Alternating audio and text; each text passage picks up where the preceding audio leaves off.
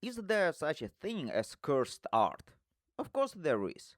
We have plenty of examples. In the world of theater, everyone knows about the curse of Macbeth, which actors and directors often prefer to call simply the Scottish play, just to avoid accidents during productions. In the world of classical music, there is a famous legend of the so called Curse of the Ninth Symphony. Beethoven, Schubert, Mahler, they all died after completing their Symphony Number 9. And among more recent musicians, of course, nobody wants to join the 97 Club. Jimi Hendrix, Janis Joplin, Kurt Cobain, they all died at the age of 27. But what about visual art? Surprisingly, painting has remained mostly free from the influence of dark forces. And yet, I did manage to find three cursed paintings for you.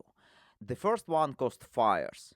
The second was meant as a revenge against a more successful romantic rival, but in the end, everything turned out exactly the opposite. And finally, the third painting predicted death by hanging. So today I will be telling you about spooky art. By the way, my name is Alexey Pashkov, I am an art historian, and I help people get a better grasp of art, how to read its hidden language, understand its symbols and allegories, and in the end, enjoy great art even more. Now, to the first painting at hand. On September 4th, 1985, the British newspaper The Sun published an article titled Blazing Curse of the Crying Boy. In that article, a married couple, Ron and May Hall from Rotterdam in South Yorkshire, told the story of a sudden fire that had destroyed their house, but not completely. Among the smoky ruins, a reproduction of this painting was found, almost undamaged. And strangely enough, the painting showed an ominous looking boy with a tear rolling down his cheek, an almost hellish glow of fire behind him. So it looked almost as if the painting and the fire had something to do with each other. Now, for Ron and Mary Hall, this was a tragedy, with or without the mystical element, but for the Sun, it was a golden opportunity. You see, by that time, The Sun was a cheap tabloid whose popularity was slowly declining. And of course, a story like this could boost its circulation enormously. So, The Sun launched a real campaign. On the surface, the aim was to warn the good citizens of England. If you have a reproduction of this painting in your house, get rid of it immediately. In fact, the good people at The Sun even volunteered to help with the cause. Just send us the painting, they said. We will store it safely in our building, and then, once all the reproductions have been collected, we will solemnly burn them once and for all, freeing England from this dangerous curse. Now, people in the 19th century were naive and prone to superstition. I wish I could say things have improved since then, but you know. In any case, reproductions started pouring in. More reports of fires were collected as well, and in several cases, people confirmed it. Yes, we had a copy of The Crying Boy in our house, and yes, miraculously, the fire did not damage it.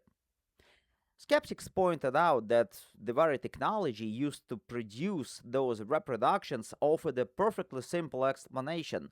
The pictures were covered with a special varnish that was fire resistant, but who is going to listen to skeptics when such undeniable proof of supernatural intervention is right there before your eyes? And sure enough, a sad story was invented to explain the painting's evil power.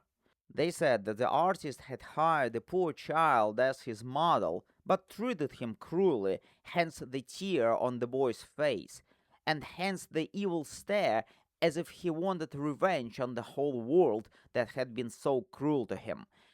In fact, this whole story is pure nonsense. The artist's name was Giovanni Bragolin. He was Italian, and painting cute crying children was his thing. Seriously, it seems to have been the only thing he knew how to do. Just like I only know how to make videos about art. So, do not forget to hit that subscribe button if you haven't already. Bragolin created dozens of similar looking paintings of unhappy children. Yes, this particular one does stand out a little because of the sinister glow in the background, but all in all, it was quite typical of the artist, so probably it had nothing to do with any kind of curse, but in any case, even if the curse did exist, it was successfully lifted. The Sun kept its promise. After collecting hundreds of copies, which for some reason were especially popular in England at the time, they organized a huge bonfire on the bank of the river. The whole thing, of course, was turned into a giant publicity event for the Sun itself. Well, I guess both parties benefited. The good people of England could sleep safely again, and the Sun got a nice boost in popularity. So, you might say this story had a happy ending, unlike the next one. This work was created by the Russian painter Vasily Pukirev in 1863. Now, can you spot the sinister element in it? I certainly can. First of all, the age gap between the bride and the groom. Actually, the painting is called The Unequal Marriage. Sadly, this was a common practice in Russia at the time. The bride brought youth and charm to the table, the groom brought status, wealth, and social advancement, which is exactly what we see here. But since such marriages were usually arranged by the parents, the bride did not always appreciate all the obvious benefits of this arrangement. Tears in her eyes could somewhat distort the picture of a future happy family life. I mean, who would volunteer to marry a 60-year-old dry as a bone man while still being in her 20s, right? And that is probably why the bride's gaze is sadly lowered to the floor, and her hand can barely hold the candle. The groom is a completely different story. He is proudly examining the bride as if she were an expensive and prestigious acquisition. His candle is perfectly straight, and on his chest an order is proudly displayed. So, yes, the situation is already pretty sinister in and of itself. But there is something even more disturbing here, something I would say almost unnatural. To spot the exact figure I'm referring to, let's examine the guests one by one. The two old men on the left serve a purely satirical function. They stare lustfully at the bride, as if cynically evaluating her young beauty. The artist is obviously disapproving of such behavior. On the opposite side, two men, one behind the groom's shoulder and the other looking directly at us, seem to disapprove of this whole arrangement. And finally, a young gentleman shown in profile seems to be staring obsessively, but not at us, and not even at the bride or the groom. He is looking at something that it seems only he can see. Now, what is it? The answer is an older woman standing right behind the groom's shoulder. She is staring directly at him, giving him an unmistakably evil and judgmental look. And if we examine her closely, we notice something strange. Her veil and flowers are very similar to the wedding veil and the white flowers worn by the bride, only in her case, the veil looks faded and the flowers have withered. Also, none of the other guests seem to notice her presence. So, here is a wild theory. This old lady is the groom's former wife, or rather, the ghost of his former wife. According to the story, almost immediately after burying her, he rushed to arrange a marriage with a young girl, turning her body into his toy and her life into misery. They also say that the painter Vasily Pukirev knew the bride personally and even tried to propose to her, but since he was only just beginning his career, the girl's parents made the wise practical choice. They preferred the old but well-established groom. So Pukirev took revenge in the only way he could, by painting the whole situation not only satirically, but almost as a curse. He included the ghost of his rival's former wife in the painting, as if summoning her and calling on her to curse the second marriage of her husband who had forgotten her so quickly.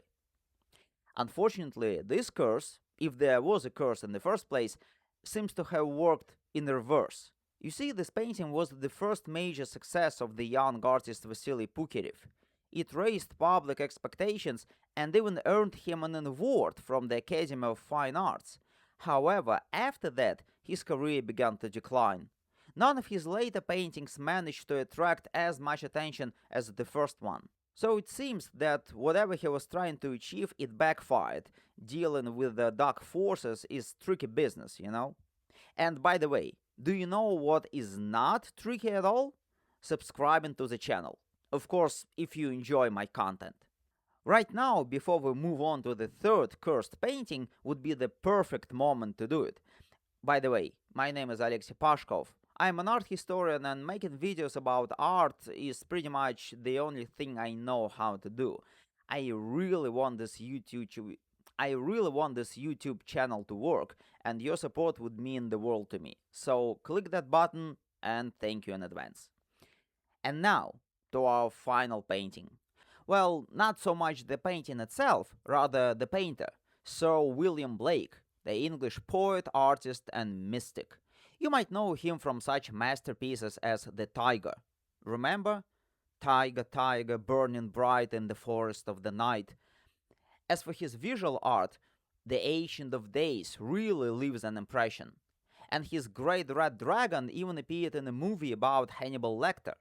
In a word, both Blake's poetry and his paintings have a thick air of mysticism about them. But toward the end of his life, Blake himself went deep into some pretty hardcore metaphysical territory. He claimed to have visions, legit visions during which the spirits of people from past ages would speak to him. Later, Blake would sometimes draw or even paint those visitors. The most notorious one is the so-called Ghost of a Flea, which looks like a humanoid creature but with a tongue and jaws that remind you of a blood-sucking insect. This one always gives me chills. Now, did Blake actually have contact with spirits, or was it simply a product of his poetic imagination? We don't really know, but what we do know for sure is that at least once in his life, Blake did demonstrate some kind of supernatural power. You see, even as a young boy, Blake already showed a great deal of artistic talent, so his father wanted to find him a proper teacher. His first choice was William Ryland, a well-known English engraver at the time. So father and a son paid him a visit. But on the way out, young Blake said, "Father, I do not want to study under this man. He has a face of a hangman." By hangman in this context, he meant a man destined to end up on the gallows. Now, this sounded absurd, but Blake's father trusted his son's instinct and eventually chose another teacher, which turned out to be a very wise decision.